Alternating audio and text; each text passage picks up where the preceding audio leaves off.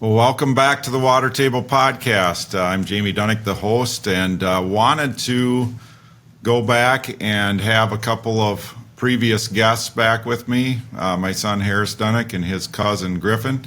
And these guys did a fun trip last summer, in the summer of 2023, called the Road Trip to Resiliency and What's Buried Beneath. And if you haven't followed the Water Table real close, you may not know what this is, but the road trip was something that we decided at Prinsco was a good idea to get two college students to go out and just explore our industry, explore what happens with plastic pipe and water management, why plastic pipe is good. There's a lot of negatives to plastic, and what is a good plastic, what happens underground, how we are as an industry and as a world attacking water quality problems. And these guys did a great job with that, and I think why I want to interview them is just to kind of see where they're at now, where their head's at now with what happened, what they're hearing from their peers, how they think about things, and what their messages would be to people about water quality, those kind of things. But before we get started, I just wanted to share why this episodes in this series has been so impactful. It has been viewed over 300,000 times now on social media, almost 4 million impressions, which has really far exceeded our expectations. An impression, for those that don't know what that means, is that just means that almost 4 million people, like 3.9 million people, have now seen this on their social media feed, whether it's Twitter, Facebook, Instagram, things like that, where when they open their computer, this has popped up. Doesn't mean they've watched it, but 300,000 people have watched it. So these young men and the series have really impacted the water management industry for the better, and telling the story about what we do and telling it through a way that was fun, that they learned a lot. And I think we just wanted to share that again, and share, because one of the things that's come out of that is how young people are thinking about this and what they're saying to these guys. So welcome, Harris, Griff, back to the Water Table. I'm glad you could join me. It's always fun to have you here. So let's just get started. And I already talked about the impact, but what do you guys see as the impact of the road trip that maybe surprised you when you finished up in August and then we released this in October? What surprised you about what you're hearing and what the impact was that the road trip had? Yeah, thanks for having us again on the Water Table. It's a special opportunity to check in here over break, back in Wilmer and back in the studio. I think it was quite the special opportunity for Griff and I this summer to spend it together and to just learn more about the industry. I've heard from countless people about how this has impacted their view of water management, their view of storms, their view of the future, their view. Going to A&M, there's 20,000 engineers on campus, and it's really important to a lot of them to see stuff hands-on. And a lot of classes, they say, are much different than what you learn, from a conversation like we had this summer a lot of times. Sure. Anything to add to that, Griff? Yeah, I mean, when I was back for break, saw a lot of friends from the area, and they didn't know a whole lot about what Prinsco was or what it did. And most of the time, you just tell them it's the little black pipe on the bottom of a small tree. And now there's guys telling me that they learned a ton and watched every single episode and are pretty interested in the industry and think it's really cool what they're doing over there at Prinsco. Yeah, great. That you kind of answered this next question, but the viewpoint of your friends and how they're thinking about this. But Harris, I know you had a couple of people that are kind of thinking about their career and what they might want to do, and how the interaction that the video created, has made them ask a lot more questions, and we've actually had some dialogue at the Prinsco level with, hey, is there opportunities for internships or careers? And so can you speak more to that? Yeah, one specific example, I have a friend who's graduating a year from now with a construction science degree, and he doesn't really know what he wants to do. But watching the water table and seeing the contractors and seeing the future of what's going on in water management and the opportunity that is there, he's been super intrigued. What's Prinsco? What's this industry? What are they doing? How is it evolving? Why is it growing so much? And why are these two guys traveling around the country making videos about it? And it's really intrigued them to look into the future of that. Yeah, yeah, good. And that's part of why we wanted to do this today and what we're thinking about as we move forward of how do we, that wasn't the sole purpose by any means of doing this road trip was, it was just one of them to engage your generation, but I think that's exceeded our expectations, and so we're thinking about, how do we continue to do that? And we have won't say we have some exciting news, but that's generating in our minds on how we're going to approach the future now that we have we've had this kind of impact on the first year of this, and it wasn't supposed to be a sequel or anything, but we're thinking about what that could look like. So, another question I think that just dovetails into this a little bit is, thinking of people that are my age and my generation, how does my generation help your generation going forward when we think about water quality? And that may be a tough question to answer, but is there anything you guys can think of you met with a lot of people on the road that were more my generation, and through those interactions, how do we bridge the gaps in thinking between our generations, and how can my generation help you guys to just learn more about it?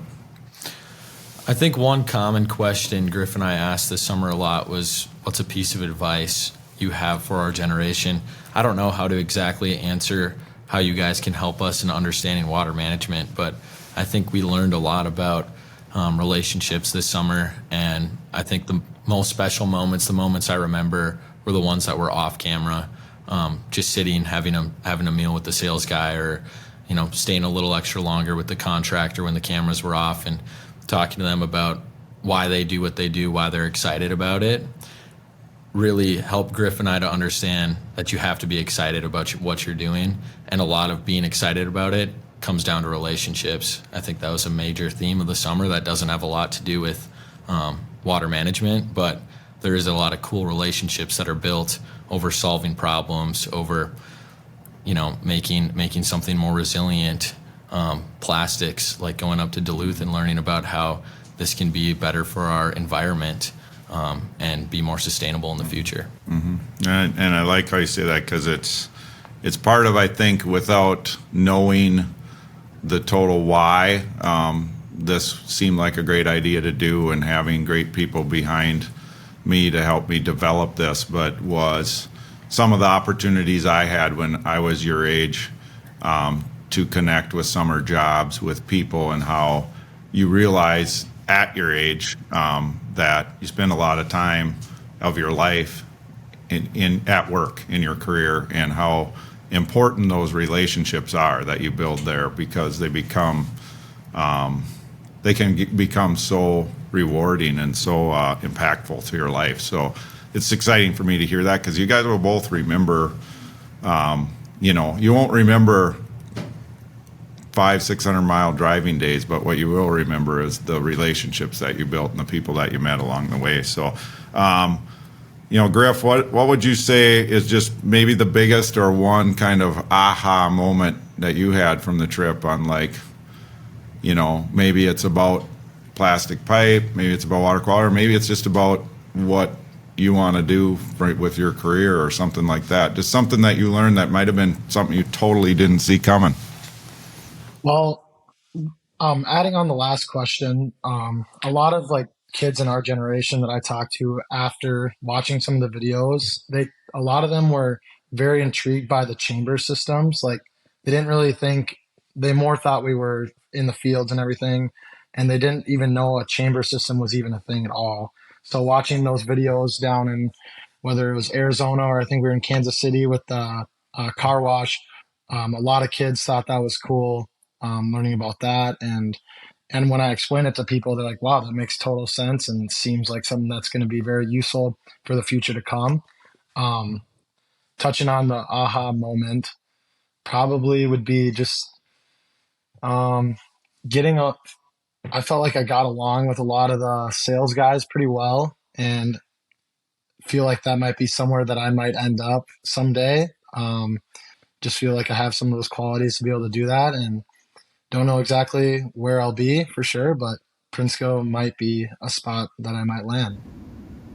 Yeah, well, and that's part of all this. You know, when we talk about how we connect to your generation, is exactly what you're just saying. You got an opportunity to do this, which made you then say, "Hey, I see that this is a career from the people that are in this career for 10, 20, 30 years, and that could be something I could be passionate about and enjoy." And I think that's what we're saying earlier too, is others are seeing the videos that you guys are doing and saying, "Wait a minute, maybe that's something that I could find rewarding for a career too," is just to engage in that industry, if it's on the construction side or if it's on the sales side or engineering side. All of that applies. So, good answer. I appreciate that, Harris. Anything to add for you on kind of an aha moment?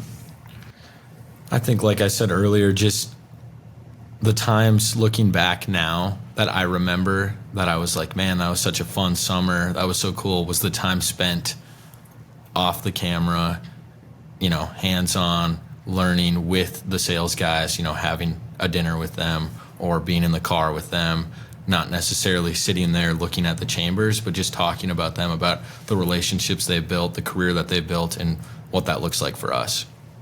Yeah, for sure.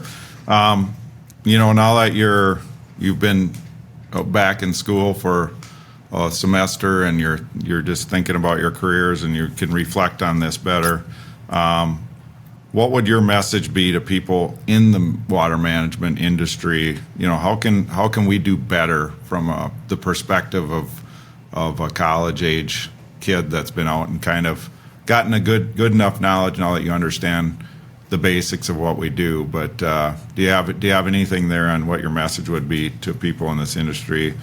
Anything that stands out to you on that? When you were talking about possibly doing more stuff in the future with kids our age, I think that would be a great opportunity for a lot of people that were interested in our videos. If they wanted to take a next step and get more hands-on and learn even more, I think that would be something huge, because I've had a lot of people talk to me and just kind of wondering what's like the start. Like, well, what if I want to do sales? Like, I know nothing about this product besides just the videos. So maybe a summer internship doing something like that would be huge for a lot of people. Yeah.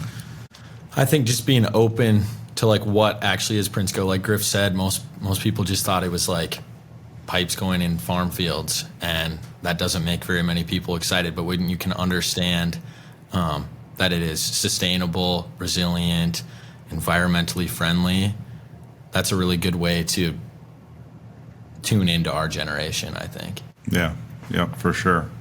I think that is the right answer. And back a long time ago, being in the last 2 years, I interviewed Dr. Michael Castellano from Iowa State University, and he talked about the value of underground pipe systems, whether it's a farm drainage system or the network of stormwater piping systems in a city that go to collection areas, that go to chamber systems, all of that. And it's not just a plastic chamber system. There's all kinds of different ways to store water underground, whether it's vaults, whether it's, there's other products. I'm not going to give them any love on the Water Table podcast, but there is a lot of different ways to do that. And he talked about the network of our underground water conveyance system and how valuable it is. And he said his comment was that to him it's more valuable than the underground transit system in places like New York City and big cities that have this. And I'd just be interested to see if you guys have any comments on that. I don't think either of you have a lot of experience with underground transit systems, living, growing up in the Midwest and where you guys currently reside. But after what you've seen, what do you think about that and the asset that we have in America with these underground piping systems? Yeah, I don't have any experience in the subway in New York, but I think if you think about it logically, water follows gravity. A lot of the systems that we saw this summer were gravity flow. And if you can't get the water underground out of the subway system, it can't even work. So you have to take care of the water first, or that system isn't even going to work. Same thing for a house. What's the use of a basement if it floods every time it rains? Not much use. So I do think that is very important. And I mean, we saw that with the Proform product this summer in Columbus. They put that in order to protect the basement. If they didn't, why would they put a basement in? Mm-hmm. Yeah, I was going to bring up the example of the Proform in, where were we? Somewhere in North Dakota. I can't even remember. What was the city we were in? Devil's Lake. That was Devil's Lake, yeah. I was just going to bring up that, and just with how the basement, and then they had the Proform below, and all the water flowed into the Proform, and that was cool seeing that new product get put in. That's all I have to add on that. Yeah. Good. Well, guys, again, just thanks for what you did this summer, and for really, I want to thank you from not from Prinsco, but from the water management industry, that you guys actually had a significant impact at currently 4 million, just under 4 million impressions, and that's only going to grow as we continue to market this. You had an impact that I don't think our industry has been able to duplicate in the past, on just telling our story as an industry, telling the story of why plastic pipe is resilient, and why it's actually good plastic with the recycle, and how we store water and how we treat water, and the impacts that we can have to positively affect your generation and future generations. So from me to you, thank you for that.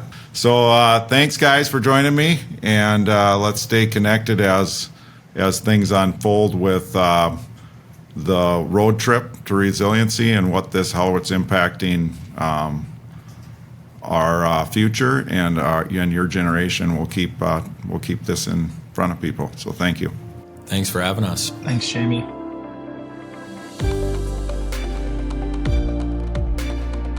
Well, thanks for listening to this episode. I have so much fun recording these. I hope you have as much fun listening as I do recording. These episodes are available on all major podcast platforms, as well as YouTube. So find them and download them when you can. Thanks for joining us.